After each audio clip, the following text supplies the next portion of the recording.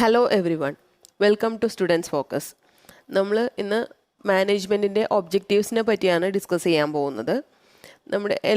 Normally എപ്പോഴും നമ്മൾ പഠിക്കുന്നത് ബിസിനസ്സിൻ്റെ പ്രൈമറി ഒബ്ജക്റ്റീവ് അല്ലെങ്കിൽ main objective of the business എന്ന് പറഞ്ഞാൽ മേക്കിംഗ് പ്രോഫിറ്റ് ആണെന്നാണ്.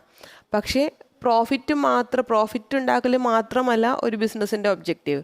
ഫോർ എക്സാമ്പിൾ ഇപ്പോൾ പറയുകയാണെങ്കിൽ ഒരു ബിസിനസ് ഫേം അവർക്ക് പ്രോഫിറ്റ് കൂട്ടാൻ വേണ്ടി അവരുടെ പ്രൊഡക്ട്സിൽ മായം ചേർക്കുന്നു. ആ സൊസൈറ്റി ആ മായം ചേർത്ത പ്രൊഡക്ട്സ് യൂസ് ചെയ്യുന്നു. അപ്പോൾ അത് ശരിയായൊരു പ്രാക്ടീസാണോ? അല്ല. അവരുടെ പ്രോഫിറ്റ് കൂട്ടാൻ നോക്കുന്നു, പക്ഷേ അത് മറ്റുള്ളവർക്ക് ദോഷമായിട്ടാണ് വരുന്നത്. ഇപ്പോൾ പ്രോഫിറ്റ് മേക്കിംഗ് ബിസിനസ്സിൻ്റെ ഒരു ഇൻറ്റൻഷനാണ്. കാരണം പ്രോഫിറ്റ് ഉണ്ടെങ്കിലേ ഉള്ളൂ ഏത് ബിസിനസ്സിനും സർവൈവ് ചെയ്ത് പോകാൻ സാധിക്കുള്ളൂ. ബട്ട് പ്രോഫിറ്റ് മാത്രമല്ല എല്ലാ ബിസിനസ്സിൻ്റെയും ഒരേ ഒരു objective.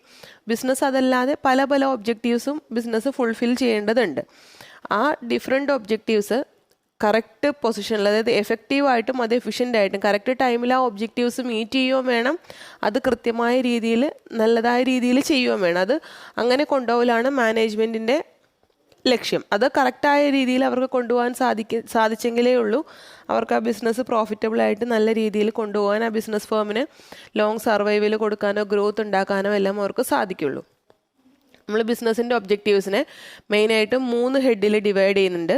Organisational objectives, social objectives and personal objectives അല്ലെങ്കിൽ ഇൻഡിവിജ്വൽ ഒബ്ജക്റ്റീവ്സ്.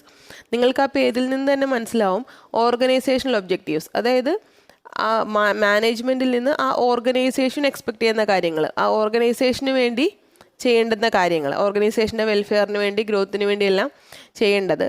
ഓർഗനൈസേഷന് ബെനിഫിറ്റിലാവുന്ന ഒബ്ജക്റ്റീവ്സ് ഓർഗനൈസേഷണൽ ഒബ്ജക്റ്റീവ്സ്. സൊസൈറ്റി മാനേജ്മെൻറ്റിൽ നിന്ന് അല്ലെങ്കിൽ ആ ബിസിനസ്സിൽ നിന്ന് കുറച്ച് എക്സ്പെക്റ്റേഷൻ ഉണ്ട്. സൊസൈറ്റിക്ക് വേണ്ടി ആ ബിസിനസ് ഫേം ചെയ്യേണ്ട കുറച്ച് കാര്യങ്ങളുണ്ട്. അങ്ങനെ സൊസൈറ്റിക്ക് വേണ്ടി ബിസിനസ് ഫേം എന്ത് ചെയ്യണം, സൊസൈറ്റി റിലേറ്റഡ് എന്ത് ആക്ടിവിറ്റീസ് ചെയ്യണം, അതാണ് നമ്മൾ സോഷ്യൽ ഒബ്ജക്റ്റീവ്സിൽ ഡിസ്കസ് ചെയ്യുന്നത്. ആൻഡ് പേഴ്സണൽ അല്ലെങ്കിൽ ഇൻഡിവിജ്വൽ ഒബ്ജക്റ്റീവ്സിൽ നമ്മൾ എന്താ പറയുന്നത്, റിലേറ്റിംഗ് ടു പേഴ്സൺ. ആ പേഴ്സണൽ എന്ന് പറയുമ്പോൾ തന്നെ നിങ്ങൾക്ക് അറിയാമല്ലോ, മെയിനായിട്ട് ഒരു ബിസിനസ് ഓർഗനൈസേഷനായിട്ട് റിലേറ്റ് ചെയ്ത് നിൽക്കുന്ന പേഴ്സൺസ് ആരാണ്? അവരുടെ എംപ്ലോയീസ്. അപ്പോൾ എംപ്ലോയീസിൻ്റെ വെൽഫെയറിന് അല്ലെങ്കിൽ അതിനൊക്കെ വേണ്ടി എംപ്ലോയീസ് ഒരു ബിസിനസ് ഓർഗനൈസേഷനിൽ നിന്ന്, ഒരു കമ്പനിയിൽ നിന്ന് എന്ത് എക്സ്പെക്റ്റ് ചെയ്യുന്നു, എന്തൊരു ബിസിനസ് ഫേം അവരുടെ എംപ്ലോയീസിന് വേണ്ടി കൊടുക്കണം, ആ പോയിൻറ്റ്സും ആ കാര്യങ്ങളൊക്കെയാണ് നമ്മൾ ഇൻഡിവിജ്വൽ ഒബ്ജക്റ്റീവ്സ് അല്ലെങ്കിൽ പേഴ്സണൽ ഒബ്ജക്റ്റീവ്സിൽ പഠിക്കുന്നത്. അപ്പം നമുക്ക് ഫസ്റ്റ് ഓർഗനൈസേഷണൽ ഒബ്ജക്റ്റീവ്സ് സ്റ്റാർട്ട് ചെയ്യാം. ഓർഗനൈസേഷൻ്റെ ഒരു ഒബ്ജക്റ്റീവ് എന്ന് പറഞ്ഞാൽ, ഒരു ഓർഗനൈസേഷന് പല പല ഒബ്ജക്റ്റീവ് ഉണ്ട്. അതിൽ സർവൈവ് ചെയ്യണം, അവർക്ക് ഗ്രോത്ത് വേണം, പ്രോഫിറ്റ് ഉണ്ടാക്കണം, അങ്ങനെ പല പല ഒബ്ജക്റ്റീവ്സ് ഉണ്ട്. ഓർഗനൈസേഷന് സൊസൈറ്റിയിലെ റിസോഴ്സസ് വളരെ ലിമിറ്റഡ് റിസോഴ്സസ് ആണ്. അപ്പോൾ ഒരു ബിസിനസ് ഫേം എന്താ ചെയ്യേണ്ടത്, അവർ യൂസ് ചെയ്യുന്ന റിസോഴ്സസ് അത് വേസ്റ്റ് ആക്കാതെ അല്ലെങ്കിൽ വേസ്റ്റേജ് മാക്സിമം കുറച്ചുകൊണ്ട് അത് മാക്സിമം അഡ്വാൻറ്റേജ് എടുത്ത്, ഇപ്പോൾ എക്സാമ്പിൾ ഒരു മരത്തിൽ നിന്ന് പേപ്പർ ഉണ്ടാക്കുകയാണെങ്കിൽ വേസ്റ്റേജ് കുറച്ചിട്ട് അത് മാക്സിമം യൂട്ടിലൈസ് ചെയ്തുകൊണ്ട് അവർക്കത് യൂസ് ചെയ്യാൻ സാധിക്കണം. ഏത് റിസോഴ്സസ് ആണെങ്കിലും അവരവരുടെ ആവശ്യത്തിന് യൂസ് ചെയ്യുന്ന ഏത് റിസോഴ്സസ് ആണെങ്കിലും അതിൻ്റെ മാക്സിമം അഡ്വാൻറ്റേജ് എടുക്കുക, അത് മാക്സിമം യൂസ് ചെയ്യുക. കാരണം എന്താണെന്ന് വെച്ചാൽ വേസ്റ്റേജ് കൂടുകയാണെങ്കിൽ ഈ റിസോഴ്സസ് കൂടുതൽ യൂസ് ചെയ്യേണ്ടി വരും. ഇപ്പോൾ എക്സാമ്പിൾ ഏതെങ്കിലും ഒരു റോ മെറ്റീരിയൽ, ഇപ്പോൾ ഒരു പ്ലാസ്റ്റിക് പീസിൽ നിന്ന് ഇവർക്ക് 100 പേന ഉണ്ടാക്കാമെന്ന് വെച്ചോളൂ. ഒരു പേന ഉണ്ടാക്കുന്ന ഒരു പ്ലാസ്റ്റിക് ഷീറ്റാണ്. ആ പ്ലാസ്റ്റിക് ഷീറ്റിൽ നിന്ന് 100 പേന എടുക്കാൻ പറ്റും. ബട്ട് അവരത് കറക്റ്റായിട്ട് യൂസ് ചെയ്യാതെ അതിൽ നിന്ന് 50 പേനയെ എടുക്കാൻ പറ്റുള്ളൂ. ബാക്കി 50 വേസ്റ്റായി. അപ്പോൾ എന്താ പറ്റുന്നത്, ഇവർക്ക് നെക്സ്റ്റ് 50 എടുക്കാൻ വേണ്ടി അടുത്തൊരു ഇത് യൂസ് ചെയ്യേണ്ടി വരും. അപ്പോൾ ഇവർ റിസോഴ്സസ് കറക്റ്റായിട്ട് യൂസ് ചെയ്യുന്നില്ല, അനാവശ്യമായിട്ട് അത് വേസ്റ്റ് ആക്കുവാണ്. കമ്പനിയുടെ എക്സ്പെൻസ് കൂടും, ആ ഓർഗനൈസേഷൻ്റെ എക്സ്പെൻസ് കൂടും. അപ്പോൾ അങ്ങനെ വരാതെ റിസോഴ്സസ് മാക്സിമം കൃത്യമായി യൂസ് ചെയ്യുക. പിന്നെ ഒരു ഓർഗനൈസേഷന് അതിന് പല ഇൻട്രസ്റ്റഡ് സ്റ്റേക്ക് ഹോൾഡേഴ്സ് ഉണ്ടാവും. എംപ്ലോയീസ് ആവാം, ഷെയർ ഹോൾഡേഴ്സ് ആവാം, ഗവൺമെൻറ് ആവാം, ക്രെഡിറ്റേഴ്സ് ആവാം. അങ്ങനെ ആ ഓർഗനൈസേഷൻ്റെ പെർഫോമൻസിൽ ഇൻട്രസ്റ്റഡ് ആയ ഒത്തിരി ആളുകളുണ്ട്. അവരുടെ ഇൻട്രസ്റ്റിനെ പ്രൊട്ടക്റ്റ് ചെയ്യുക. ഇപ്പോൾ ഓണേഴ്സിൻ്റെ ഇൻട്രസ്റ്റ് ആവാം, അല്ലെങ്കിൽ ക്രെഡിറ്റേഴ്സിന് വേണ്ടി, അങ്ങനെ പലർക്ക് ചെയ്യേണ്ട പല പല ആക്ടിവിറ്റീസ് ഉണ്ടല്ലോ. ഓണേഴ്സിന് എന്താണ്, സർവൈവൽ, ഗ്രോത്ത്, അതെല്ലാമാണ് ഓണേഴ്സ് എക്സ്പെക്റ്റ് ചെയ്യുന്നത്, അല്ലെങ്കിൽ ഷെയർ ഹോൾഡേഴ്സ് എക്സ്പെക്റ്റ് ചെയ്യുന്നത്. ക്രെഡിറ്റേഴ്സിന് എന്താണ്, കറക്റ്റ് ടൈമിൽ അവരുടെ പേയ്മെൻറ്റ് കൊടുക്കുക, അങ്ങനെയുള്ള കാര്യങ്ങളാണ് അവർ എക്സ്പെക്റ്റ് ചെയ്യുന്നത്. ഗവൺമെൻറ്റിന് എന്താണ്, കറക്റ്റ് ടൈമിൽ അവരുടെ റിട്ടേൺസ് അല്ലെങ്കിൽ അതിലടയ്ക്കേണ്ട ഫീസ്, ടാക്സ് അതെല്ലാം പേ ചെയ്യുക. അപ്പം അങ്ങനെ ഓരോ ഓർഗനൈസേഷനിൽ നിന്നും അതിൻ്റെ സ്റ്റേക്ക് ഹോൾഡേഴ്സ് പല പല കാര്യങ്ങൾ എക്സ്പെക്റ്റ് ചെയ്യുന്നുണ്ട്. അതെല്ലാം അവരുടെ ഇൻട്രസ്റ്റിനെ പ്രൊട്ടക്റ്റ് ചെയ്യുക, അവർക്ക് ചെയ്യേണ്ടുന്ന കാര്യങ്ങൾ കൃത്യസമയത്ത് ചെയ്യുക, അതുമെല്ലാം മാനേജ്മെൻറ്റിൻ്റെ ഒബ്ജക്റ്റീവ്സിൽ വരുന്നതാണ്. കാരണം അതെല്ലാം പ്രോപ്പറായിട്ട് ചെയ്താലേ ആ ബിസിനസ് ഓർഗനൈസേഷന് ലോങ് റണ്ണിൽ സർവൈവ് ചെയ്ത് പോകാനോ ഗ്രോ ചെയ്യാനോ സാധിക്കുള്ളൂ. പിന്നെ ബിസിനസ് ഫേമിൻ്റെ എക്കണോമിക് ഒബ്ജക്റ്റീവ്സ് മീറ്റ് ചെയ്യാം. എക്കണോമിക് ഒബ്ജക്റ്റീവ്സിൽ വരുന്ന എന്തൊക്കെയാണ്? Survival, profit and growth. ഇത് ഈ ഓർഡറിൽ പറയാൻ കാര്യം അത് ആ ഓർഡറിൽ തന്നെയാണ് അതിൻ്റെ ഇത് വരുന്നത്. കാരണം ഇപ്പോൾ എക്സാമ്പിൾ, നിങ്ങളൊരു ഒരു കമ്പനിയിൽ നിങ്ങൾ ജോലിക്ക് കയറുവാണെന്ന് വയ്ക്കുക. നിങ്ങൾ പഠിത്തം കഴിഞ്ഞിട്ട് ഫസ്റ്റായിട്ടൊരു കമ്പനിയിൽ ജോലിക്ക് ചെല്ലുന്നു. അപ്പോൾ അവിടെ എക്സ്പീരിയൻസ് ആയ അല്ലെങ്കിൽ കുറേ വർഷങ്ങളായിട്ട് ജോലി ചെയ്യുന്ന മാനേജ്മെൻറ്റായിട്ട് നല്ല റിലേഷനുള്ള കുറച്ച് സ്റ്റാഫുകളുണ്ട്. അപ്പോൾ നിങ്ങൾ ആദ്യം ചെല്ലുമ്പോൾ തന്നെ നിങ്ങളുടെ ഒബ്ജക്റ്റീവ് എന്ന് പറഞ്ഞാൽ അവരെ എല്ലാവരെയും തോൽപ്പിക്കുക എന്നുള്ളതല്ലല്ലോ, അല്ലെങ്കിൽ അവരുടെയൊക്കെ മേളിൽ വരിക, അങ്ങനെയല്ല. ആദ്യം നിങ്ങൾ എന്താ ചെയ്യുന്നത്? അവരുടെ ഇടയിലൊന്ന് പിടിച്ചു നിൽക്കാൻ പറ്റണം. അവരുടെ അത്രയും നിങ്ങൾക്ക് എക്സ്പീരിയൻസ് ഇല്ല, ചിലപ്പോൾ അത്രയും നോളജ് ഇല്ലായിരിക്കും. അപ്പോൾ അവരുടെ ഇടയിലൊന്ന് പിടിച്ചു നിലനിൽക്കുക, അതായിരിക്കും നിങ്ങളുടെ ഫസ്റ്റ് ഒബ്ജക്റ്റീവ്. അതുപോലെ തന്നെയാണ് ഒരു പുതിയ ബിസിനസ് മാർക്കറ്റിൽ വരുമ്പോൾ അതിന് ഇഷ്ടംപോലെ കോമ്പറ്റീറ്റേഴ്സ് ഉണ്ടാവും. എന്ത് പ്രൊഡക്റ്റ് ആണെങ്കിലും നമുക്കിപ്പോൾ മാർക്കറ്റിൽ നമ്മൾ പുതിയതായിട്ട് ലോഞ്ച് ചെയ്യുമ്പോൾ അതിന് ഇഷ്ടംപോലെ കോമ്പറ്റീറ്റേഴ്സിനെ കാണാം. അപ്പോൾ അവരുടെ ഇടയിൽ ആദ്യം ഒന്ന് സർവൈവ് ചെയ്യുക, അതാണ് ആ ബിസിനസ്സിൻ്റെ ഒരു എക്കണോമിക് ഒബ്ജക്റ്റീവിൽ ഫസ്റ്റായിട്ട് വരുന്നത്. ഒന്ന് സർവൈവ് ചെയ്ത് കഴിഞ്ഞാലല്ലേ ഉള്ളൂ പിന്നെ നെക്സ്റ്റ് പ്രോഫിറ്റും ഗ്രോത്തിലേക്കൊക്കെ അവർക്ക് ചിന്തിക്കാൻ സാധിക്കുള്ളൂ. ആദ്യമേ അങ്ങ് ലോഞ്ച് ചെയ്യുമ്പോൾ തന്നെ ഇപ്പോൾ ഇന്ന് ഞാൻ ലോഞ്ച് ചെയ്തു, എനിക്ക് നാളെ തന്നെ ഒരു ഹൈ എമൗണ്ട് പ്രോഫിറ്റ് കിട്ടണം, അല്ലെങ്കിൽ 10 ലക്ഷം പ്രോഫിറ്റ് കിട്ടണം, 20 ലക്ഷം പ്രോഫിറ്റ് കിട്ടണം എന്ന് വെച്ചാൽ നടക്കുമോ? ഇല്ല. അപ്പോൾ ഫസ്റ്റ് ഞാനൊന്ന് സർവൈവ് ചെയ്ത് പോകാൻ നോക്കും. സർവൈവ് ചെയ്യണമെങ്കിൽ നമുക്ക് എന്താ വേണ്ടേ? നമ്മുടെ എക്സ്പെൻസിനെ മീറ്റ് ചെയ്യുന്നതിന് മേളിൽ നമുക്കൊരു റവന്യൂ വരണം, അറ്റ്ലീസ്റ്റ് അത്രയെങ്കിലും വരണം. ഇപ്പോൾ എനിക്ക് ഈ മാസം 5 ലക്ഷം രൂപയാണ് എൻ്റെ ബിസിനസ് റൺ ചെയ്യാനുള്ള ചിലവ്. പക്ഷേ ഞാൻ ബിസിനസ് നടത്തിയിട്ട് ആകെ 1 ലക്ഷം രൂപയെ കിട്ടുന്നുള്ളൂ. അപ്പോൾ എന്താ, ബാക്കി 4 ലക്ഷം രൂപ ഞാൻ എൻ്റെ കയ്യിൽ നിന്ന് എടുത്ത് അങ്ങോട്ട് മുടക്കുവാണ്. അങ്ങനെ എനിക്ക് എത്ര നാൾ ബിസിനസ് മുമ്പോട്ട് കൊണ്ടുപോകാൻ സാധിക്കും? അധികം പറ്റുമോ? പറ്റില്ല. അപ്പോൾ അവരുടെ എക്സ്പെൻസ് എന്താണോ അത് മീറ്റ് ചെയ്യുന്നതിന് മേളിൽ, അവരുടെ കോസ്റ്റിനും എക്സ്പെൻസിനും മേളിൽ റവന്യൂ വരണം. മേളിലല്ലെങ്കിലും ജസ്റ്റ് ഈക്വൽ എന്നുള്ള ലെവലിലെങ്കിലും വന്നാലേ ഉള്ളൂ സർവൈവ് ചെയ്ത് പോകാൻ സാധിക്കുള്ളൂ. മേളിൽ വരുന്ന എമൗണ്ട് നമ്മൾ പ്രോഫിറ്റ് എന്ന് പറയും. സർവൈവ് ചെയ്യണമെങ്കിൽ മിനിമം ഈക്വൽ എങ്കിലും വരണം. കൂടുതൽ കിട്ടുവാണെങ്കിൽ അത്രയും നല്ലത്. അപ്പോൾ ഫസ്റ്റ് ഏത് ബിസിനസ്സിൻ്റെയും അവരൊരു ഫസ്റ്റായിട്ട് ഒബ്ജക്റ്റീവായിട്ട് വരുന്നവരെന്താ? സർവൈവ് ചെയ്ത് പോവുക, മാർക്കറ്റിൽ സർവൈവ് ചെയ്ത് പോവുക എന്നുള്ളതാണ്. Next one profit. ഓക്കെ, നമ്മൾ സർവൈവ് ചെയ്തു, നമുക്ക് 10 ലക്ഷം രൂപ ഇപ്പോൾ മാസം എക്സ്പെൻസ് വരുന്നുണ്ട്, 10 ലക്ഷം അല്ലെങ്കിൽ 10,50,000 ഒക്കെ നമുക്ക് റവന്യൂ കിട്ടുന്നുണ്ട്. അപ്പോൾ നമുക്ക് സർവൈവ് ചെയ്ത് പോകാൻ സാധിക്കുന്നുണ്ട്. ബട്ട് അതുമാത്രം മതിയോ ഒരു ബിസിനസ്സിന്? പറ്റില്ല. കാരണം എനിക്ക് 10 ലക്ഷം രൂപ എക്സ്പെൻസ് വരുന്നുണ്ട്, എനിക്ക് 10 ലക്ഷം രൂപ ഇൻകം മാസം കിട്ടുന്നുണ്ട്. അപ്പോൾ വേറൊന്നും കിട്ടുന്നില്ല, ജസ്റ്റ് കോസ്റ്റിന് കറക്റ്റുള്ള എമൗണ്ട് കിട്ടിയാൽ എനിക്കങ്ങനെ മുമ്പോട്ട് പോകാൻ സാധിക്കുമോ? ഞാൻ അതിന് വേണ്ടി മെനക്കെടുന്നുണ്ട്, വർക്ക് ചെയ്യുന്നുണ്ട്, ഞാൻ രാവിലെ തൊട്ട് രാത്രി വരെ ബിസിനസ്സിന് വേണ്ടി സ്പെൻഡ് ചെയ്യുന്നു, എൻ്റെ time and energy full spend ചെയ്യുന്നു, പക്ഷേ എനിക്ക് റിട്ടേൺ ഒന്നും കിട്ടുന്നില്ല. അപ്പോൾ കുറച്ച് നാൾ കഴിയുമ്പോൾ ഞാൻ മടുത്തിട്ട് ഞാനത് നിർത്തില്ലേ? അപ്പോൾ നമുക്ക് ബിസിനസ്സിന് പ്രോഫിറ്റ് അത്യാവശ്യമാണ്. നമ്മൾ നേരത്തെ പഠിച്ചിരുന്നു, പ്രോഫിറ്റ് അല്ല സിംഗിൾ ഒബ്ജക്റ്റീവ് പ്രോഫിറ്റ് എന്ന് നമുക്ക് പറയാൻ പറ്റില്ല, പക്ഷേ പ്രോഫിറ്റ് അത്യാവശ്യമാണ് ബിസിനസ്സിന്.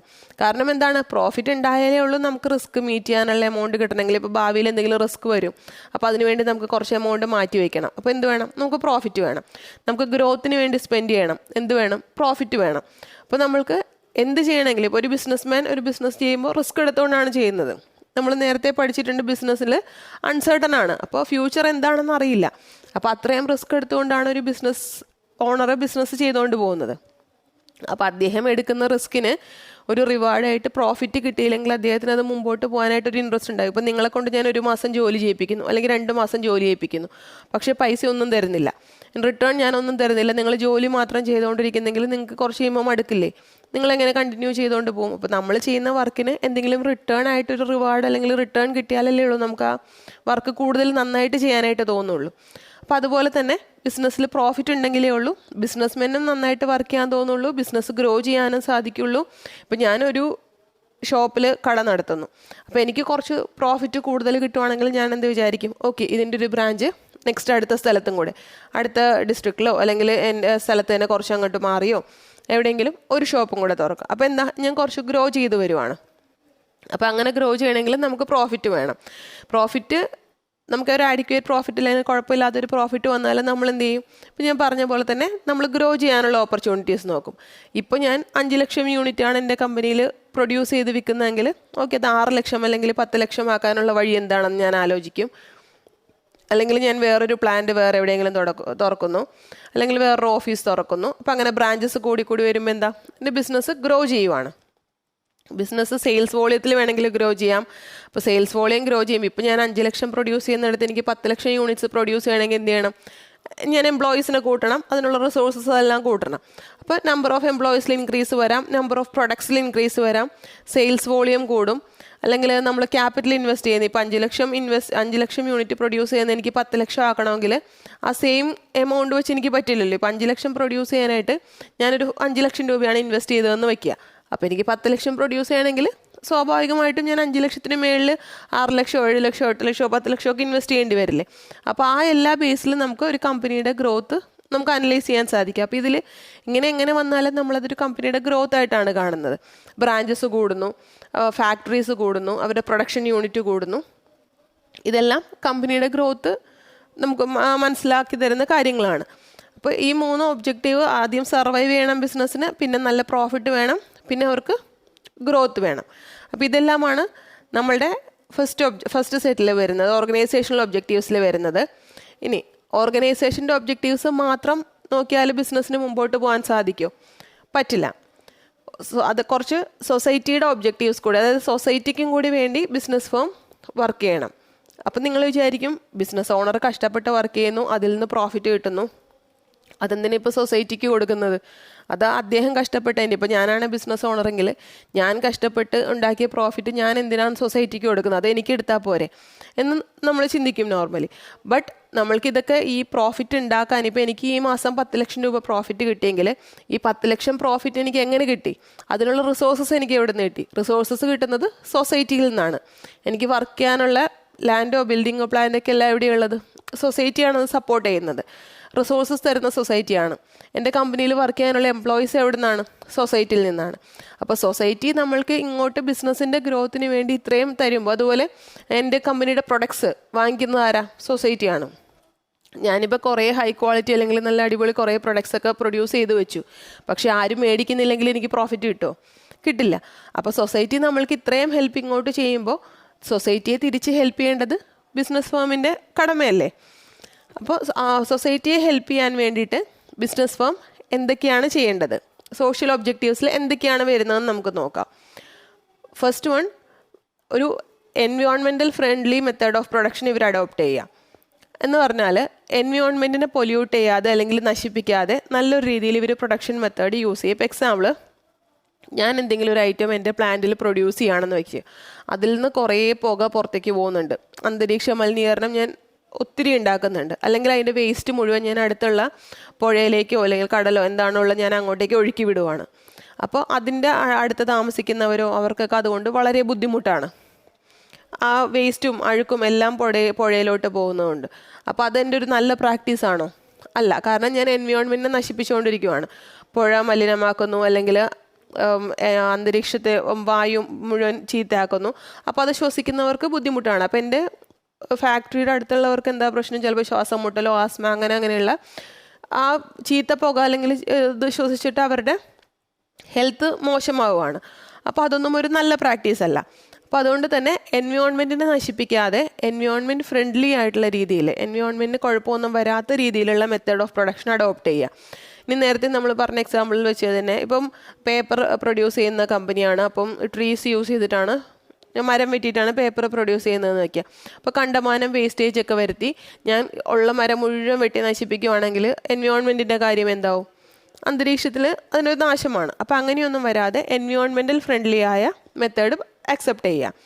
പിന്നെ ഞാനിപ്പം ആളുകൾക്ക് പ്രൊഡക്ട്സ് സെല്ല് ചെയ്യുന്നു, പക്ഷേ അതിന് ഒട്ടും ക്വാളിറ്റി ഇല്ല, തീരെ ക്വാളിറ്റി കുറഞ്ഞ പ്രൊഡക്ട്സ് ഞാൻ മായമൊക്കെ ചേർത്ത്, ഇപ്പോൾ എൻ്റെ ബിസിനസ്സിന് നല്ല പ്രോഫിറ്റ് ഉണ്ടാക്കണം എന്ന് വിചാരിച്ച് മായമൊക്കെ ചേർത്ത് എന്തെങ്കിലും മിക്സ് ചെയ്ത് ക്വാളിറ്റി കുറഞ്ഞ പ്രൊഡക്ട്സാണ് ഞാൻ സെല്ല് ചെയ്യുന്നതെന്ന് വയ്ക്കുക. അത് ഞാൻ സൊസൈറ്റിയോട് ചെയ്യുന്ന ദ്രോഹമല്ലേ? കാരണം അവരുടെ ഹെൽത്തിനെ അത് അഫക്റ്റ് ചെയ്യുന്നു, ശരിയല്ലേ? അത് ചിലപ്പോൾ കുട്ടികൾ വാങ്ങിച്ച് കഴിക്കുന്നുണ്ടാവാം, വലിയവർ കഴിക്കുന്നുണ്ടാവാം. അപ്പോൾ ഞാൻ ഈ മിക്സ് ചെയ്യുന്ന പ്രൊഡക്ട്സ് ശരിയല്ലാത്തത് കൊണ്ട് തന്നെ അവരുടെ ഹെൽത്തിനെ അത് അഫക്റ്റ് ചെയ്യും, അവരുടെ ഫ്യൂച്ചറിനെ അത് അഫക്റ്റ് ചെയ്യും. അപ്പോൾ അങ്ങനെയൊന്നും ചെയ്യാൻ പാടില്ല. സൊസൈറ്റിക്ക് എപ്പോഴും ബിസിനസ് ക്വാളിറ്റി പ്രൊഡക്ട്സ് സെല്ല് ചെയ്യണം. ക്വാളിറ്റി പ്രൊഡക്ട്സ് റീസണബിൾ പ്രൈസിലും കൂടെ സെല്ല് ചെയ്യണം. ഇപ്പോൾ പ്രൈസ് തീരെ കുറച്ചിട്ട് പ്രൊഡക്റ്റ് സെല്ല് ചെയ്യാൻ ആർക്കും ബുദ്ധിമുട്ടുണ്ടാവില്ല. പക്ഷേ ക്വാളിറ്റി പ്രൊഡക്ട്സും ആയിരിക്കണം, പ്രൊഡക്റ്റിൻ്റെ റേറ്റും കുറവായിരിക്കണം. റേറ്റ് കുറഞ്ഞാലേ സാധാരണ ആളുകൾക്ക് അത് അഫോർഡ് ചെയ്യാൻ സാധിക്കുള്ളൂ. ഇനി എൻ്റെ പ്രൊഡക്റ്റിന് നല്ല ക്വാളിറ്റി ഉണ്ടെന്ന് പറഞ്ഞ് ഞാൻ നല്ല ഒരു ഹൈ പ്രൈസ് കൊണ്ട് വയ്ക്കുവാണ്. ഇപ്പോൾ ഞാൻ അരി പ്രൊഡ്യൂസ് ചെയ്യുന്നു, ഞാൻ പ്രൊഡ്യൂസ് ചെയ്യുന്ന അരിക്ക് നല്ല ക്വാളിറ്റിയാണ് എന്നും പറഞ്ഞ് ഞാൻ കിലോ 500 രൂപയാണ് എൻ്റെ അരിക്കുള്ള വിലയെന്ന് പറഞ്ഞാൽ സാധാരണ മനുഷ്യന് ആ അരി വാങ്ങിച്ച് കഴിക്കാൻ പറ്റുമോ? പറ്റില്ല. സോ ക്വാളിറ്റി പ്രൊഡക്ട്സും കമ്പനി ഡെലിവർ ചെയ്യണം. അതൊരു റീസണബിൾ പ്രൈസിലുമായിരിക്കണം, ആളുകൾക്ക് അഫോർഡ് ചെയ്യാവുന്ന അല്ലെങ്കിൽ കുഴപ്പമില്ലാത്തൊരു പ്രൈസിൽ നമ്മൾ കമ്പനി അത് ആളുകൾക്ക് സൊസൈറ്റിക്ക് പ്രൊവൈഡ് ചെയ്യണം. അത് സൊസൈറ്റി കമ്പനിയിൽ നിന്ന് എക്സ്പെക്റ്റ് ചെയ്യുന്നതാണ്, അവരങ്ങനെ ചെയ്യുമായിരിക്കും. അപ്പോൾ അത് ഫുൾഫിൽ ചെയ്യാൻ കമ്പനി ബാധ്യസ്ഥരാണ്. പിന്നെ എംപ്ലോയ്മെൻറ്റ് ഓപ്പർച്യൂണിറ്റീസ് പ്രൊവൈഡ് ചെയ്യുക. ഇപ്പോൾ ഏത് സ്ഥലത്താണെങ്കിലും നമ്മൾ ഒത്തിരി ആളുകൾ ജോലി ഇല്ലാത്തവരുണ്ടാവും, അല്ലെങ്കിൽ ലോ ഇൻകം പീപ്പിൾ, അല്ലെങ്കിൽ ഇൻകം ഇല്ലാത്ത ആളുകൾ എല്ലാം ഉണ്ടാവും. അപ്പോൾ നമ്മളൊരു പ്ലാന്റ് തുടങ്ങും, അല്ലെങ്കിൽ നമ്മളുടെ ഒരു കമ്പനിയിൽ ഒരു ബിസിനസ്സിൽ നമ്മൾ ജോലി കൊടുക്കുക. നമ്മളൊരു ബിസിനസ് തുടങ്ങുകയോ അത് റൺ ചെയ്യുമ്പോൾ എന്താണ്, നമ്മൾ ഒത്തിരി പേർക്ക് എംപ്ലോയ്മെൻറ്റ് ഓപ്പർച്യൂണിറ്റിയാണ് കൊടുക്കുന്നത്.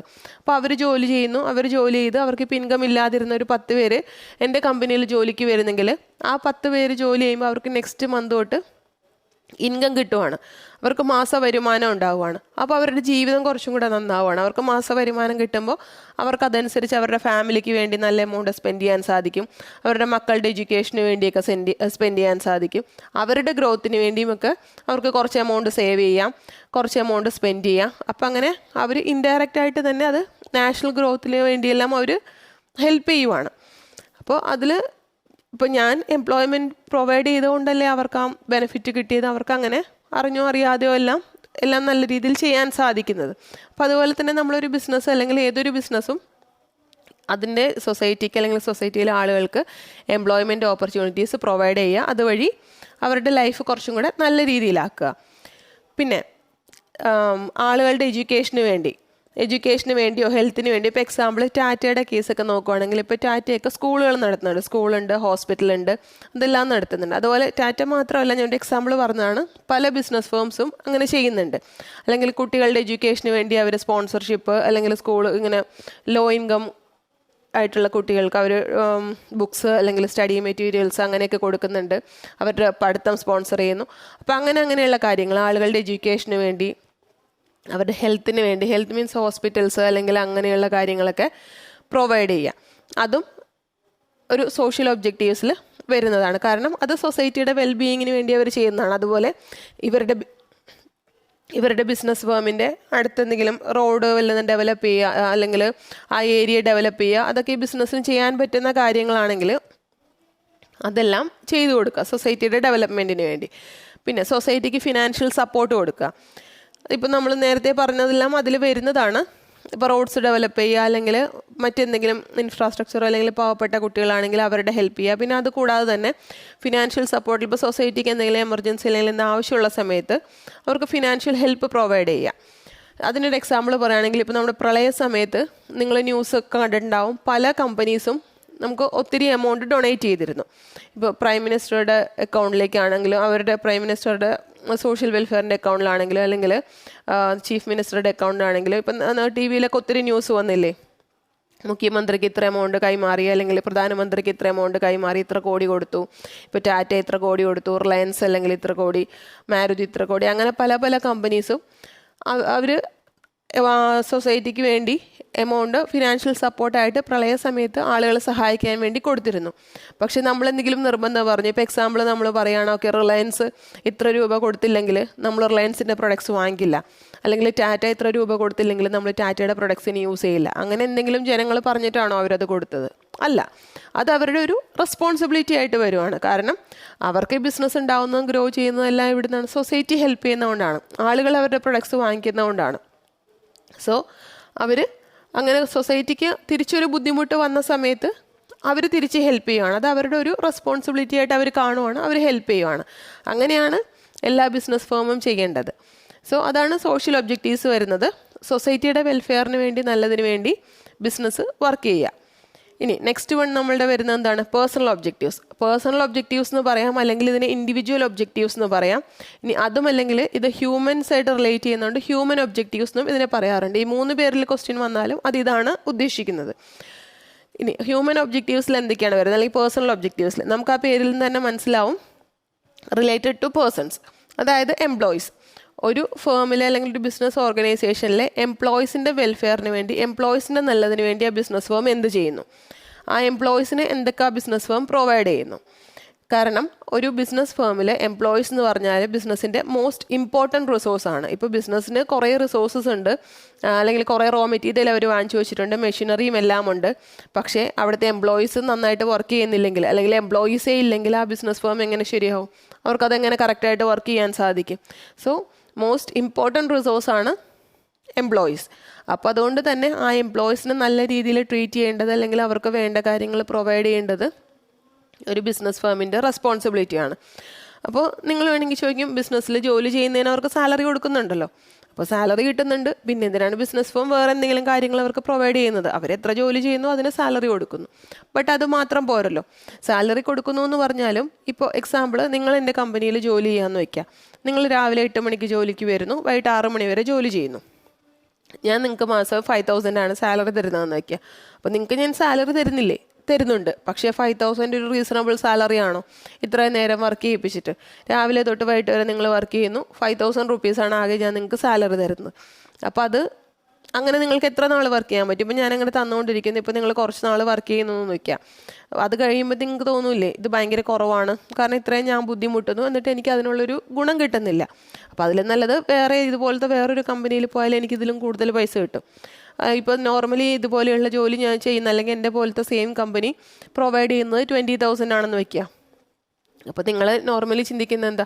ഓക്കെ, ഇവിടെ വർക്ക് ചെയ്താൽ എനിക്ക് 5,000 കിട്ടുള്ളൂ, അവിടെ പോയാൽ എനിക്ക് 20,000 കിട്ടും. സോ എന്താ, എംപ്ലോയീസ് ഒന്നും എൻ്റെ കമ്പനിയിൽ നിൽക്കില്ല, അവർ വേറെ വേറെ കമ്പനിയിലേക്ക് പോകും.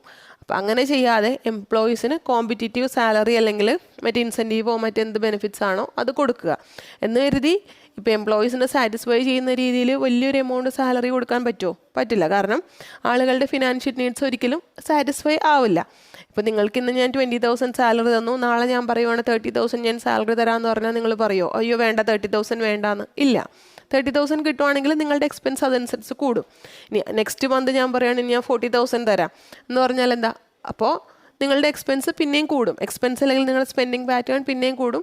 അപ്പോൾ 40,000 സാലറി വേണ്ട 30,000 മതി എന്ന് ഒരു എംപ്ലോയിയും പറയില്ല. അപ്പോൾ ഒരു അത്യാവശ്യം അവരുടെ കാര്യങ്ങൾ മീറ്റ് ചെയ്യാനുള്ള സാലറി, ഒരു റീസണബിൾ ആയ ഒരു കോമ്പറ്റീറ്റീവായ സാലറി അല്ലെങ്കിൽ ഇൻസെൻറ്റീവ്സ് അത് പ്രൊവൈഡ് ചെയ്യുക എന്നുള്ളത് ഒരു ബിസിനസ് ഫേം ശ്രദ്ധിക്കേണ്ട കാര്യമാണ്. പിന്നെ പിയർ റെക്കഗ്നീഷൻ എന്ന് വെച്ചാൽ എന്താ ഉദ്ദേശിക്കുന്നതെന്ന് വെച്ചാൽ, ഇപ്പോൾ എംപ്ലോയി സാറ്റിസ്ഫൈഡ് ആണെങ്കിൽ ബിസിനസ് ഫേം എംപ്ലോയീസിന് നല്ല രീതിയിൽ റെക്കഗ്നിഷൻ കൊടുക്കുന്നുണ്ട്, അല്ലെങ്കിൽ അവർ ചെയ്യുന്ന വർക്കിന് നമ്മൾ അതിനുള്ള പ്രശംസയൊക്കെ കൊടുക്കുന്നുണ്ട്, നല്ലതായിട്ട് മോട്ടിവേറ്റ് ചെയ്യുന്നുണ്ട്. അങ്ങനെയൊക്കെ ആണെങ്കിൽ ആ എംപ്ലോയിക്ക് ബിസിനസ്സിൽ വർക്ക് ചെയ്യാനുള്ള ഇൻട്രസ്റ്റ് കൂടും. കാരണം അവരെന്തെങ്കിലും നല്ല കാര്യം ചെയ്താൽ ബിസിനസ്സിൻ്റെ മാനേജറോ അല്ലെങ്കിൽ മാനേജ്മെൻറ്റോ അവരെ അതിനനുസരിച്ച് അവർക്ക് പ്രശംസ കൊടുക്കും, അല്ലെങ്കിൽ നിങ്ങൾ ചെയ്ത നല്ലതാണ്, നിങ്ങളുടെ ഇന്ന ആക്ടിവിറ്റി കൊണ്ട് കമ്പനിക്ക് ഇപ്പോൾ ഇങ്ങനെ ബെനിഫിറ്റ് ഉണ്ടായി. സോ അങ്ങനെ എന്തെങ്കിലുമൊക്കെ പറയുവാണെങ്കിൽ ആളുകളുടെ മുമ്പിൽ, അല്ലെങ്കിൽ ബാക്കി എംപ്ലോയീസിൻ്റെ മുമ്പിൽ അവരുടെ ആക്ടിവിറ്റി നല്ലതാണെങ്കിൽ അതിനെ നല്ല രീതിയിൽ പ്രശംസിച്ചാൽ അവർക്ക് കുറച്ചും കൂടെ അങ്ങനെയുള്ള കാര്യങ്ങൾ ചെയ്യാനോ ആ ഓർഗനൈസേഷന് വേണ്ടി നല്ല രീതിയിൽ സാറ്റിസ്ഫൈഡ് ആയിട്ട് വർക്ക് ചെയ്യാനോ സാധിക്കും. അവർക്ക് അതിനുള്ള ഇൻട്രസ്റ്റ് കൂടും. ഇപ്പോൾ ഒരു എംപ്ലോയിയെ നമ്മൾ ചീത്ത പറഞ്ഞുകൊണ്ട് ജോലി ചെയ്യിപ്പിക്കുന്നതും മറ്റൊരു എംപ്ലോയിയോട് നമ്മൾ സ്നേഹത്തോടെ പറഞ്ഞ് നല്ല രീതിയിലൊക്കെ നമ്മൾ അവരുടെ അടുത്ത് ഡീൽ ചെയ്യുമ്പോൾ ഈ രണ്ടുപേരും ജോലി ചെയ്യുന്ന രീതിയിൽ വ്യത്യാസം ഉണ്ടാവില്ലേ? രണ്ടുപേരും സെയിം ജോലിയാണ് ചെയ്യുന്നതെങ്കിലും ഒരാൾ സന്തോഷത്തോടെയും നല്ലൊരു എനർജറ്റിക് ആയിട്ടായിരിക്കും വർക്ക് ചെയ്യുന്നത്, മറ്റേ ആൾ പേടിച്ചായിരിക്കും വർക്ക് ചെയ്യുന്നത്. കാരണം അല്ലെങ്കിൽ ചീത്ത കേൾക്കും, എന്ത് പറഞ്ഞാലും ചീത്ത പറയും മാനേജ്മെൻറ്റ്. അപ്പം ഞാൻ ചെയ്യുന്നത് ശരിയല്ലെങ്കിൽ മാനേജ്മെൻറ്റ് ചീത്ത പറയും. അപ്പോൾ അതിന് പേടിച്ചായിരിക്കും വർക്ക് ചെയ്യുന്നത്. ബട്ട് നമ്മൾ നല്ല റെക്കഗ്നിഷൻ കൊടുക്കുന്ന, നല്ല രീതിയിൽ ട്രീറ്റ് ചെയ്യുന്ന എംപ്ലോയി നല്ല രീതിയിൽ വർക്ക് ചെയ്യും. പുള്ളി എന്താ പറയുക, ഹോൾ ഹാർട്ടഡ്ലി എന്നൊക്കെ പറയുന്ന പോലെ അത്ര സന്തോഷത്തോടെ ആ ഓർഗനൈസേഷന് വേണ്ടി പുള്ളി ചത്ത് പണിയെടുക്കും എന്നൊക്കെ ഇങ്ങനെ ലോക്കൽ ലാംഗ്വേജിൽ പറയില്ല, അതുപോലെ നല്ല രീതിയിൽ ജോലി ചെയ്യും. ഇനി next one, personal growth and development. ഏതൊരു എംപ്ലോയിയും അല്ലെങ്കിൽ ഏതൊരാളും ഒരു ബിസിനസ് ഫേമിൽ അല്ലെങ്കിൽ ഏതെങ്കിലും ഒരു കമ്പനിയിൽ ജോലി ചെയ്യുമ്പോൾ ഇവർ ഞാൻ മുഴുവൻ ജോലി ചെയ്ത് ഞാൻ എൻ്റെ ജീവിതാവസാനം വരെ ഈ ജോലി ചെയ്ത് ഈ കമ്പനിയെ രക്ഷപ്പെടുത്തിയിട്ടേ കാര്യമുള്ളൂ, എന്നല്ലെങ്കിൽ ഈ കമ്പനിക്ക് മാക്സിമം പ്രോഫിറ്റ് ഉണ്ടാക്കി കൊടുത്തിട്ടേ കാര്യമുള്ളൂ എന്നൊരു ചിന്തയിലാണോ എല്ലാവരും പോകുന്നത്? അല്ല. ബിസിനസ് ഫേമിനെ ഹെൽപ്പ് ചെയ്യണം, അവിടെ ജോലി ചെയ്യണം, അതിൻ്റെ കൂടെ ഇവരുടെ പേഴ്സണൽ ഗ്രോത്തും കൂടെ ആഗ്രഹിക്കുന്നുണ്ട്. ശരിയല്ലേ? ഇവരുടെ പേഴ്സണൽ ഗ്രോത്ത് അല്ലെങ്കിൽ പേഴ്സണൽ ഡെവലപ്മെൻറ്റും കൂടെ ഇവർ ആഗ്രഹിക്കുന്നുണ്ട്. അപ്പോൾ അതിനുള്ള ഫെസിലിറ്റീസ് പ്രൊവൈഡ് ചെയ്യുക, അതിന് പ്രോപ്പർ ട്രെയിനിങ് കൊടുക്കുക, ഇവർക്ക് ഗ്രോ ചെയ്യാനുള്ള സാഹചര്യങ്ങൾ ഉണ്ടാക്കുക, അതുപോലെ നന്നായിട്ട് വർക്ക് ചെയ്യുന്നവർക്ക് പ്രൊമോഷൻസ് കൊടുക്കുക, അവർക്ക് അതിനുള്ള റെക്കഗ്നീഷൻ കൊടുക്കുക, അതുമെല്ലാം അവരുടെ പേഴ്സണൽ ഗ്രോത്തിന് അല്ലെങ്കിൽ ഡെവലപ്മെൻറ്റിന് ആവശ്യമായ കാര്യങ്ങൾ ചെയ്തു കൊടുക്കുക. അതെല്ലാം ഒരു ബിസിനസ് ഫേമിൻ്റെ പേഴ്സണൽ ഒബ്ജക്റ്റീവ്സിൽ വരുന്നതാണ്. പിന്നെ നല്ലൊരു വർക്കിംഗ് അറ്റ്മോസ്ഫിയർ അവർക്ക് പ്രൊവൈഡ് ചെയ്യാം. ഇപ്പം നേരത്തെ നമ്മൾ പറഞ്ഞതുപോലെ തന്നെ ഞാൻ 5 എംപ്ലോയീസിനെ ജോലിക്ക് എടുത്തിട്ടുണ്ട്. എൻ്റെ ഓഫീസിൽ 5 എംപ്ലോയീസ് ഉണ്ടെന്ന് വയ്ക്കുക. ഈ 5 എംപ്ലോയീസിനെ ഞാൻ എപ്പോഴും ചീത്ത പറഞ്ഞ് ബഹളം വെച്ച് അത് ചെയ്യ് ഇത് ചെയ്യ് അങ്ങനെ ചെയ്യില്ലേ, ഇങ്ങനെ അനങ്ങാൻ പാടില്ല തിരിയാൻ പാടില്ല എന്നൊക്കെ പറഞ്ഞ് ഫുൾ ഞാൻ അവരെ പ്രഷറിൽ നിർത്തിയാണ് ജോലി ചെയ്യിക്കുന്നതെങ്കിൽ അവർക്ക് എങ്ങനെ ഒരു ക്വാളിറ്റി പെർഫോമൻസ് കാഴ്ചവെക്കാൻ സാധിക്കും? അവർ പേടിച്ച് ചിലപ്പോൾ ജോലി ചെയ്യുമായിരിക്കും. അവർ കറക്റ്റായിട്ട് ജോലി ചെയ്തില്ലെങ്കിൽ ഞാൻ ജോലിയിൽ നിന്ന് പറഞ്ഞു വിട്ടാലോ എന്ന് പേടിച്ച് ചിലപ്പോൾ അവർ ചെയ്യും. പക്ഷേ ഒരു നല്ലൊരു അറ്റ്മോസ്ഫിയർ അല്ല ഞാൻ പ്രൊവൈഡ് ചെയ്യുന്നതെങ്കിൽ അവർക്ക് നല്ല രീതിയിൽ ജോലി ചെയ്യാൻ സാധിക്കുമോ? ഇല്ല. അപ്പോൾ അതുകൊണ്ട് തന്നെ നല്ലൊരു വർക്കിംഗ് അറ്റ്മോസ്ഫിയർ പ്രൊവൈഡ് ചെയ്യുക. പിന്നെ അതുകൂടാതെ തന്നെ ഈ നല്ല വർക്കിംഗ് അറ്റ്മോസ്ഫിയറിൽ വരുന്ന വേറൊരു കാര്യമാണ്, ഇപ്പോൾ ഗ്ലൗസോ മാസ്കോ അല്ലെങ്കിൽ മറ്റങ്ങനെ എന്തെങ്കിലുമുള്ള പ്രിക്കോഷൻ മെഷേഴ്സ് എടുത്ത് ജോലി ചെയ്യേണ്ട കേസിലാണെങ്കിൽ അതെല്ലാം പ്രൊവൈഡ് ചെയ്യുക. അല്ലെങ്കിൽ അവർക്ക് മറ്റേതെങ്കിലും ബെനിഫിറ്റ്സ്, ഇപ്പോൾ അവർ ഭയങ്കര ടെമ്പറേച്ചറുള്ള സ്ഥലത്താണ് വർക്ക് ചെയ്യുന്നത്, അവരുടെ വർക്കിംഗ് രീതി അങ്ങനെയാണ്, അപ്പോൾ നമ്മൾ ഫാനോ അല്ലെങ്കിൽ വേറെ കൂളർ അങ്ങനെ എന്തെങ്കിലും പ്രൊവൈഡ് ചെയ്യേണ്ട കേസാണെങ്കിൽ അങ്ങനെ പ്രൊവൈഡ് ചെയ്യുക. പിന്നെ മെൻ്റലിയും നേരത്തെ നമ്മൾ പറഞ്ഞ പോലെ തന്നെ അവർക്ക് മെൻ്റലിയും കുറച്ച് നല്ല രീതിയിൽ ചെയ്യാനുള്ള രീതിയിൽ പ്രൊവൈഡ് ചെയ്യാം. ഇപ്പം എക്സാമ്പിൾ പറഞ്ഞാൽ നിങ്ങളുടെ അടുത്ത് നിങ്ങളുടെ സ്കൂളിൽ ടീച്ചർ ഭയങ്കരമായിട്ട് ദേഷ്യപ്പെട്ട് നിങ്ങളെ കാണുമ്പോൾ തന്നെ ഒച്ചപ്പാടും ബഹളവും ഒക്കെ വെച്ച് മര്യാദയ്ക്കിരുന്ന് പഠിക്കുക അങ്ങനെയൊക്കെ പറയുന്ന ഒരു ടീച്ചറും നിങ്ങളുടെ അടുത്ത് കുറച്ച് സ്നേഹത്തോടെ നന്നായിട്ട് ഇതിങ്ങനെ പഠിക്കണം, ഇത് ഇമ്പോർട്ടൻറ്റ് പോയിൻറ്റ്സ് ആണ്, അതുകൊണ്ട് നന്നായിട്ട് പഠിക്കണം എന്ന് പറഞ്ഞ് ഈ 2 ടീച്ചർ പറയുന്നത് തമ്മിൽ രണ്ടുപേരും നിങ്ങളോട് പറയുന്നത് പഠിക്കാനാണ്, ബട്ട് രണ്ടുപേരും പറയുന്ന രീതി വ്യത്യാസമായതുകൊണ്ട് തന്നെ അത് നിങ്ങൾക്ക് ഫീൽ ചെയ്യുന്ന രീതിയും വ്യത്യാസം ഉണ്ടാവില്ലേ? ഒരാൾ ഒച്ചപ്പാട് ബഹളം ദേഷ്യം ഷൗട്ടിങ് അല്ലെങ്കിൽ ഇതെല്ലാം വരുന്നു അങ്ങനത്തെ രീതിയിൽ പറയുന്നു, മറ്റേ ആൾ സ്നേഹത്തോടെ പറയുന്നു നിങ്ങൾ പഠിക്കണം, പഠിക്കുന്നതാണ് നല്ലത്, അതാണ് നിങ്ങളുടെ ഫ്യൂച്ചറിന് നല്ലത്, അങ്ങനെ പറയുന്നതും നമ്മളത് എടുക്കുന്ന രീതി വ്യത്യാസം ഉണ്ടാവും. അതുപോലെ തന്നെ നല്ല വർക്കിംഗ് അറ്റ്മോസ്ഫിയർ ആണെങ്കിൽ എംപ്ലോയിക്ക് മാക്സിമം പ്രൊഡക്ടിവിറ്റി തരാൻ സാധിക്കും. നല്ല രീതിയിൽ അവർക്ക് അവരുടെ ക്വാളിറ്റി ടൈം ഇതിനു വേണ്ടി അവർക്ക് യൂസ് ചെയ്യാനും നല്ല രീതിയിലൊരു ക്വാളിറ്റി എഫേർട്സ് കമ്പനിക്ക് പ്രൊവൈഡ് ചെയ്യാനും ക്വാളിറ്റി റിസൾട്ട്സ് പ്രൊവൈഡ് ചെയ്യാനും അവർക്ക് സാധിക്കും. അപ്പോൾ മാനേജ്മെൻറ്റിൻ്റെ ഒബ്ജക്റ്റീവ് എന്ന് പറഞ്ഞാൽ ഈ 3 ഒബ്ജക്റ്റീവിനെയും, അതായത് പേഴ്സണൽ ഒബ്ജക്റ്റീവും സോഷ്യൽ ഒബ്ജക്റ്റീവും ഓർഗനൈസേഷണൽ ഒബ്ജക്റ്റീവ്സിനെയും ഒരേ രീതിയിൽ ക്ലാഷ് ആവാതെ കറക്റ്റായിട്ട് കൊണ്ടുപോവുക. ഇപ്പോൾ പേഴ്സണൽ ഒബ്ജക്റ്റീവ്സ് നന്നായിട്ട് നോക്കണം എന്ന് പറഞ്ഞ് എംപ്ലോയിക്ക് കണ്ടമാനം സാലറി കൊടുക്കുകയാണെങ്കിലോ എംപ്ലോയീസ് ഹാപ്പി ആയിക്കോട്ടെ എന്ന് വിചാരിച്ച് ഒത്തിരി സാലറി കൊടുത്താൽ എന്ത് പറ്റും? അത് ഓർഗനൈസേഷണൽ ഒബ്ജക്റ്റീവ്സിനെ അഫക്റ്റ് ചെയ്യും. കാരണം ഓർഗനൈസേഷൻ്റെ പ്രോഫിറ്റ് കുറയും. ഇനി ഓർഗനൈസേഷൻ്റെ പ്രോഫിറ്റ് കൂട്ടണം എന്ന് വിചാരിച്ച് എംപ്ലോയീസിന് തീരെ സാലറി കൊടുക്കാതിരുന്നാലോ, ഇപ്പോൾ 5,000 6,000 ഒക്കെ വെച്ച് എംപ്ലോയീസിന് സാലറി കൊടുക്കുന്നുള്ളൂ, 8-10 മണിക്കൂറൊക്കെ അവരെ കൊണ്ട് വർക്ക് ചെയ്യിപ്പിക്കുകയാണ്. അങ്ങനെയാണെങ്കിൽ എന്ത് പറ്റും? കുറച്ച് നാൾ കഴിയുമ്പോൾ എംപ്ലോയീസ് ജോലി നിർത്തി വേറെ ഫേമിലേക്ക് പോകും. അപ്പോൾ അതുകൊണ്ട് തന്നെ ഇതൊന്നും തമ്മിൽ ക്ലാഷ് ആവാതെ, അതായത് എല്ലാം കറക്റ്റ് ഒരു ബാലൻസ്ഡ് രീതിയിൽ നിർത്തിക്കൊണ്ട് പോവുക എന്നുള്ളതാണ് മാനേജ്മെൻറ്റിൻ്റെ ഒബ്ജക്റ്റീവ്. അപ്പോൾ നിങ്ങൾക്കിപ്പോൾ ഈ 3 ഒബ്ജക്റ്റീവും മനസ്സിലായിട്ടുണ്ടാവുമല്ലോ. എന്തെങ്കിലും ഡൗട്ട് ഉണ്ടെങ്കിൽ നിങ്ങൾ കമൻറ്റ് സെക്ഷനിൽ ചോദിച്ചാൽ മതി. പിന്നെ ഇതിനു മുമ്പുള്ള വീഡിയോ നിങ്ങൾ കണ്ടിട്ടില്ലെങ്കിൽ പ്ലേലിസ്റ്റിലുണ്ട് വീഡിയോ, പ്ലേലിസ്റ്റിൽ നിങ്ങൾ കണ്ടു നോക്കുക. സോ നന്നായിട്ട് പഠിക്കുക, NCERT ബുക്ക് വായിക്കുക. So all the best and thank you very much.